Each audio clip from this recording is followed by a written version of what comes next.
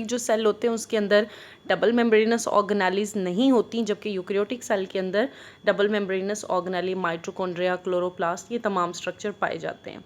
तो ये वो था पहला हाइपोथेसिस जो ये सजेस्ट करता था कि किस तरह प्रोकैरियोटिक सेल से यूकेरियोटिक सेल की फॉर्मेशन हुई है। अगर हम डायग्राम को देखें तो आपकी बुक में यहाँ पे जो डायग्राम दी गई है उसमें फॉर एग्जांपल जैसे पहली डायग्राम ए में आपको नज़र आ रहा है एरोबिक बैक्टीरिया उसने इंजेस्ट किया, तो एरोबिक बैक्टीरिया इंजेस्ट करने के रिजल्ट में वो किस में डेवलप हो गया, माइटोकॉन्ड्रियन के अंदर, ठीक है।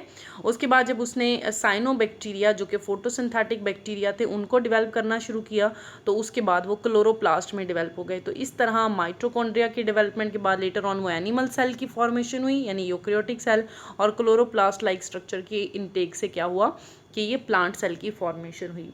दूसरी जो डायग्राम है जहाँ बुक में है उसमें भी सेम यही मैकेनिज्म बता रहे हैं कि प्रोकैरियोटिक अमीबॉइड होस्ट था, उसने एरोबिक बैक्टीरिया को इनटेक किया, उसके रिजल्ट में उसने माइटोकॉन्ड्रिया किया। फिर उसने स्पायरोकीट यानी स्पायरल शेप बैक्टीरिया को जब ईट किया तो उसके रिजल्ट में फ्लैजेला उसके अंदर डेवलप हो गए। Later on cyanobacteria like organisms को जब इनटेक किया तो उसके रिजल्ट में उसके अंदर क्लोरोप्लास्ट जैसी ऑर्गेनेलीज डेवलप हो गई और यूं यूकेरियोट से प्रोकैरियोट बना अकॉर्डिंग टू एंडोसिम्बायोंट हाइपोथेसिस। सेकेंड जो हाइपोथेसिस है वो है membrane invagination hypothesis. Membrane invagination hypothesis में जो टर्म मेम्ब्रेन इन्वेजिनेशन है इसका मतलब क्या है कि जो प्रोकैरियोटिक सेल था उसकी जो आउटर मेम्ब्रेन थी उसने अंदर की तरफ फोल्ड बनाना शुरू कर दिया और कुछ जेनेटिक मटेरियल जो था उसको कवर करना शुरू कर दिया। एज अ रिजल्ट ऑफ ये कोर्स ऑफ एवोल्यूशन क्या हुआ कि वही जो मेम्ब्रेन अंदर की तरफ फोल्ड हुई थी, इन्वेजिनेट हुई थी और उसके अंदर जेनेटिक मटेरियल भी मौजूद था, वो एक ऑर्गेनेली में चेंज हो गया जो कि माइटोकॉन्ड्रिया या क्लोरोप्लास्ट लाइक ऑर्गेनेली थी या न्यूक्लियस डेवलप हो गया। तो इस तरह से जो है ये सेकेंड हाइपोथेसिस हमें शो करता है कि जी सेकेंड हाइपोथेसिस के अकॉर्डिंग इस तरह प्रोकैरियोट से यूकेरियोटिक सेल बना। अब उसमें जो इन्वेजिनेशन में मेनली जो ऑर्गेनेलीज बनी इस तरह अंदर फोल्डिंग होने से वो थी मेम्ब्रेन बाउंडेड ऑर्गेनेली, जिसमें फ्यू करेक्टरिस्टिक ऑर्गेनेलीज जो उसकी एग्जांपल है वो माइटोकॉन्ड्रिया, न्यूक्लियस और क्लोरोप्लास्ट है। तो डायग्राम को अगर हम देखें तो फर्स्ट डायग्राम में आप देखें कि यहाँ पे एक ही सेल था, उसके अंदर डीएनए पड़ा है और उसके साथ साथ उसमें आउटर मेम्ब्रेन स्ट्रक्चर मौजूद है।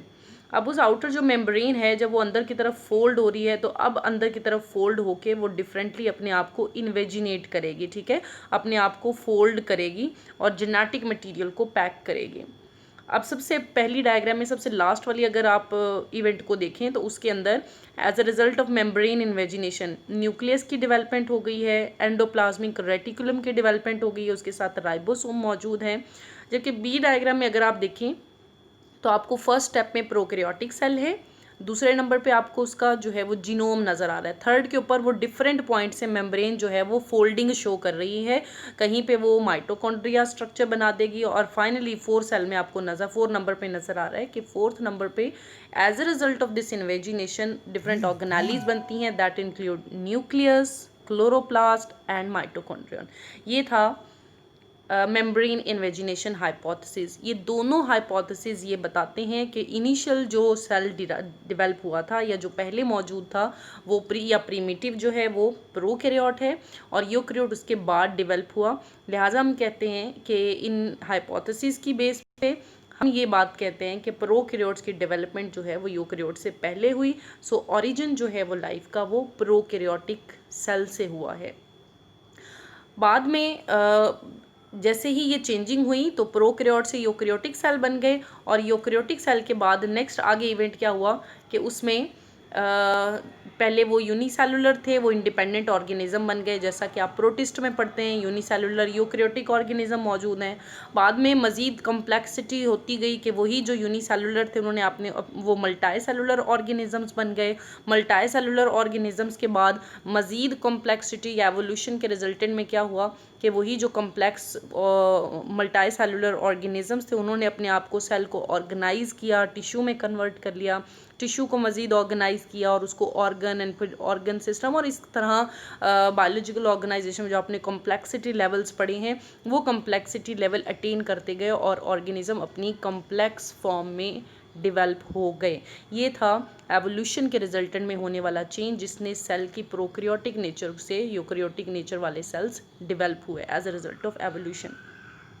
यहाँ पे हमारा कवर होता है वो वाला पॉइंट जो हमारा कल लेफ्ट ओवर टॉपिक में था, एंडोसिम्बायोट और मेम्ब्रेन इन्वेजिनेशन हाइपोथेसिस। अब हम स्टार्ट करेंगे अपना नेक्स्ट टॉपिक जो कि theory of inheritance of acquired characteristic है, जो कि डी लेमार्क ने पेश किया था। और इस लेक्चर का जिक्र हमारी जो नेक्स्ट अगली वीडियो है मैं उसमें आपको नेक्स्ट टॉपिक का जो है वो लेक्चर सेंड कर देती हूँ।